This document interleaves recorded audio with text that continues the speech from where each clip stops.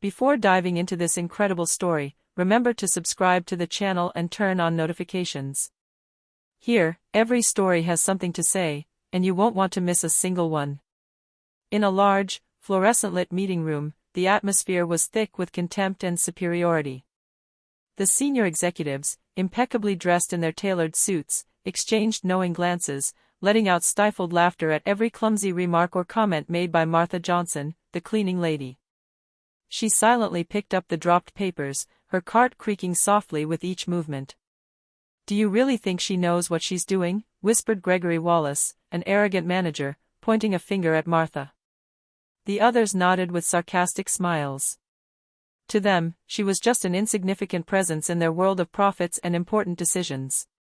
But beneath her humble and quiet exterior, Martha hid a secret no one could have imagined. Every disdainful glance and mocking laugh only strengthened her resolve. She knew all the company's files, habits, and best-kept secrets, because she wasn't just a cleaning lady, she was also the majority owner of the company, a detail carefully concealed behind a facade of modesty. When the CEO spoke up to criticize a minor mistake she had made, Martha stepped forward, her face impassive, but her voice firm and sharp. "Excuse me, Mr. Reynolds, but you are speaking to the person who owns 51% of the shares in this company." Silence fell like a guillotine. The executives froze, laughter dying on their lips. The CEO's eyes widened, his face turning from red to pale, unable to utter a word.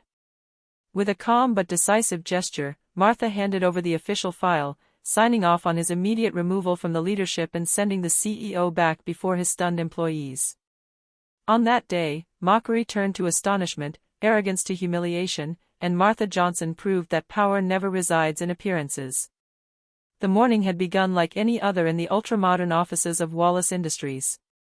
The managers, hurried and arrogant, exchanged cold greetings and calculated smiles. In the corridors, the scent of success and prosperity hung in the air, but for Martha Johnson, it meant nothing. She pushed her cart with its cleaning supplies, each precise movement, each silent gesture, observing everything around her with almost military precision. The laughter began as soon as she entered the meeting room to put down the empty cups and wipe away some marks on the glass table. "Another blunder by the cleaning lady," murmured Lisa Harper, the secretary, with a snicker. Gregory Wallace, the finance director, chimed in, "She could make a mistake while wiping the dust and confuse our contracts with invoices." Martha didn't react. She had learned to navigate this world with strategic silence. But behind her calm eyes lurked a spark of determination.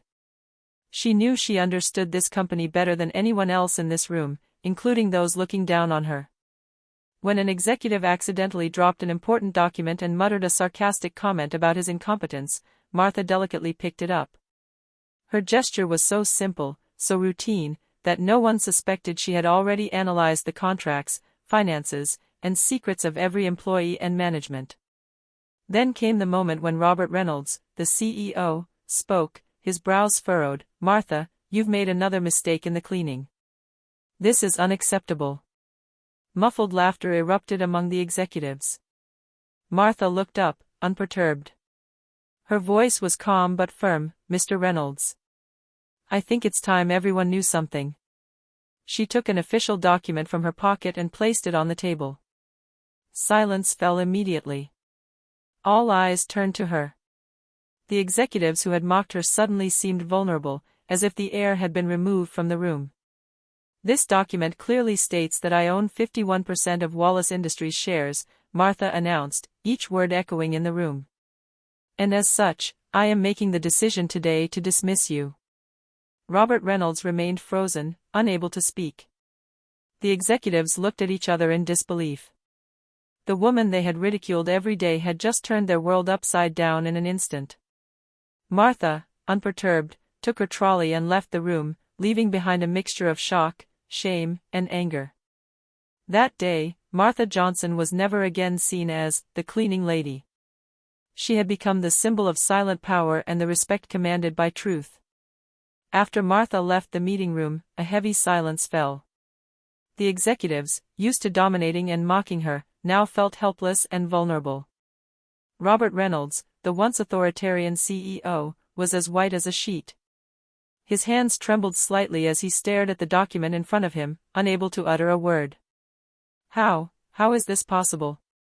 murmured Gregory Wallace, the finance director, his eyes scanning the room as if searching for someone to blame. "She never showed any interest in business." But Martha was no longer there to listen to their excuses. Back in her small, makeshift office behind the company's south wing, she sat down in her chair, calm and focused. Every detail of the company was now at her fingertips: the contracts, the key employees, the hidden accounts. She knew her position would only be secure if she played her cards right. Meanwhile, in the meeting room, a wave of panic swept through the group of executives. Some murmured apologies, others tried to justify their past mockery. Lisa Harper, the sarcastic secretary, looked down, realizing she had underestimated Martha more than anyone else. Robert Reynolds, still unable to speak, received an urgent call from his lawyer. "Robert, it appears Martha has taken legal control of the company," the voice on the other end of the line announced. "She has all the necessary documents to confirm her majority." Panic escalated. The executives gathered to discuss their next move, but every attempt at strategy seemed weak in the face of reality. The woman they had humiliated now controlled their professional world. For her part, Martha began to make strategic decisions. She knew that a brutal dismissal wouldn't be enough. She wanted to ensure that the company thrived under her leadership and that every employee understood that a person's worth isn't measured by their appearance or apparent role. She summoned key executives for a meeting the following day, not to punish them, but to redefine the company's priorities. Her impressive calm and confident voice made it clear to everyone that the days of mockery and contempt were over.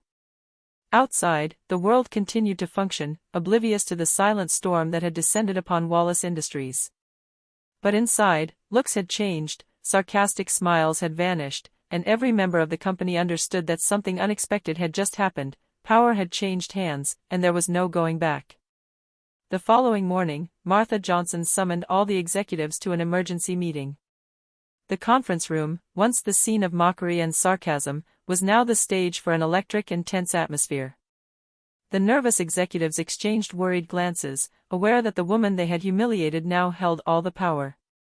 "Sit down," Martha said calmly, her clear, authoritative voice echoing in the room. The executives obeyed immediately. Every mocking smile from the previous days had vanished. Martha placed several thick files on the table. "Before we continue, I believe it's important that everyone understands the importance of integrity and accountability." She opened the first file and handed it to Robert Reynolds.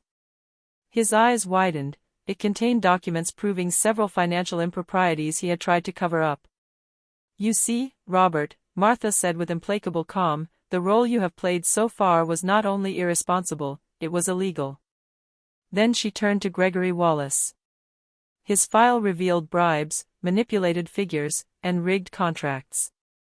The other executives were stunned. All the secrets they had thought were well kept were now exposed under Martha's merciless gaze. "I've spent years observing and understanding this business," Martha continued. "And I've learned that true power doesn't come from titles or appearances. It comes from knowledge, strategy, and respect." Lisa Harper, the secretary, felt a wave of shame wash over her. She remembered the stifled laughter and taunts she had shared with the others. And now she saw Martha, once perceived as insignificant, transforming the meeting room into a silent tribunal where contempt and arrogance were on full display. "Starting today, we are going to redefine our priorities," Martha announced. "Those who wish to continue working here will have to respect the company's values: honesty, diligence, and respect for everyone, regardless of their role." The executives, speechless and stunned, realized that their professional lives had just been turned upside down. Those who had thought Martha was just an insignificant cleaning lady had just discovered that they had underestimated a silent and formidable force. As the meeting ended, Martha stood up, picked up her trolley, and left the room with the same dignity and confidence she had displayed the day before. Behind her, a profound silence fell. But this time, the silence was no longer one of contempt. It was a respectful silence, tinged with awe and admiration. Power had changed hands, and no one would ever forget that moment when truth and patience had triumphed over arrogance and humiliation. The weeks following Martha Johnson's takeover were a veritable earthquake for Wallace Industries. The corridors, once filled with sarcastic whispers and haughty glances, now echoed with attentive and respectful voices. Martha had instituted new rules: no more favoritism, no more mockery, and above all, strict respect for every employee, regardless of their role. She began by restructuring the teams, placing competent employees at the heart of projects and removing power from those who had abused their position. Every decision was transparent, every contract was reviewed, and every action was guided by integrity. But not everyone readily accepted these changes. Robert Reynolds, humiliated and consumed by anger, secretly plotted to regain control. With Gregory Wallace and a few other disaffected executives, he devised plans to discredit Martha and regain their influence. Martha, however, had anticipated this kind of reaction. She had studied every file, observed every behavior, and prepared silent but effective countermeasures. When Robert tried to influence clients by withholding important information, Martha intercepted the communications and made them public, exposing the CEO's dishonest maneuvers once again. At the same time, she began investing in training programs for all employees, emphasizing the importance of teamwork, respect, and professional ethics. Employees who had long been ignored or humiliated finally felt valued, and their productivity and loyalty increased rapidly. One day, during a general meeting, Martha addressed the entire company. "I am not here to punish, nor to seek revenge. I am here to show that everyone, regardless of their role, deserves respect and consideration. We will build a company where talent and integrity matter more than status or appearance." The applause was long and sincere. Even those who had tried to plot against her understood that their strategies were now futile. Martha had proven that true power lies not in intimidation or mockery, but in knowledge, patience, and determination. The change was radical, but necessary. The mocking laughter had turned into cautious admiration, and Wallace Industries was beginning to be reborn under new leadership, guided by a woman whom no one would have believed capable of overturning decades of contempt and unfair hierarchy. Tensions reached a boiling point a month after Martha Johnson took the reins at Wallace Industries. The last remaining rebel executives, led by Robert Reynolds, had decided to reunite in the hope of regaining control. They believed her popularity with the employees and her apparent calm were exploitable weaknesses. But Martha, true to her strategic approach, had anticipated every move. That morning, she entered the main meeting room, her gaze confident, the files perfectly arranged on the table. The rebellious executives were waiting for her, impatient and slightly nervous. "Hello everyone," she said with a calm but sharp smile. "I believe we have some things to clarify." Robert stood up, attempting to regain his former authority. "Martha, you took control without our agreement. We've worked here for years. You can't just overturn injustice and restore integrity." Martha interrupted firmly. "Exactly. And I do it legally, with every piece of evidence in hand." She placed several files on the table. Each contained evidence of illegal maneuvers, negligence, or corruption on the part of rebel leaders. Their once self-assured faces froze. The air seemed to harden, thick with shame and suppressed anger. "I gave you chances, explained the rules, and yet some of you chose to conspire against the company and your colleagues." Martha raised a finger, her gaze scanning each of them. "This behavior will no longer be tolerated. From today onward, you can choose to work honestly or leave this company." Robert tried to protest again, but every word seemed ridiculous in the face of Martha's quiet strength and implacable determination. The employees, who had witnessed the scene from outside the room, gathered together, watching in silence. They saw the woman they had once despised standing tall, impartial, and powerful. One by one, the recalcitrant executives left the room, their faces flushed with humiliation and anger. Robert Reynolds was the last to leave, unable to hide his dismay, leaving behind a transformed company. Martha then addressed the assembled employees. "Today, Wallace Industries is reborn. We will move forward together, on a foundation of respect, competence, and honesty. And remember, no one can judge your worth based on your role or your appearance." The applause erupted, sincere and warm. Employees who had once been ignored or humiliated finally felt heard and respected. Martha, with her majestic calm, had not only taken control but had redefined the very soul of the company. That day, Martha Johnson was no longer just a cleaning woman or a shareholder, she had become a symbol of strength, justice, and perseverance.